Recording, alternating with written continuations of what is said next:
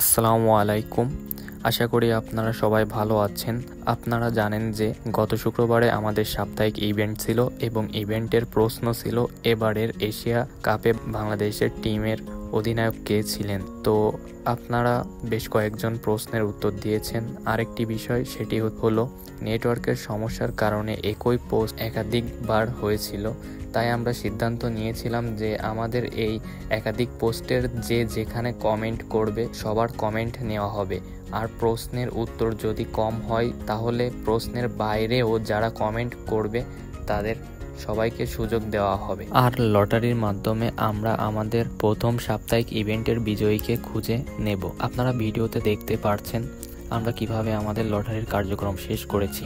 তো লটারিতে দেখি মেঘ বালক নামে এক ব্যক্তির নাম উঠেছে। আসসালামু আলাইকুম ভাই। ওয়ালাইকুম আসসালাম, ভালো আছেন?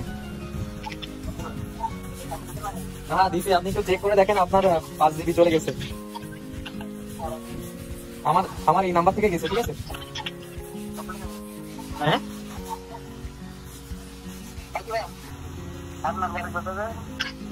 আমার বাসা ঘুমায় ভাই। আপনি খুশি তো?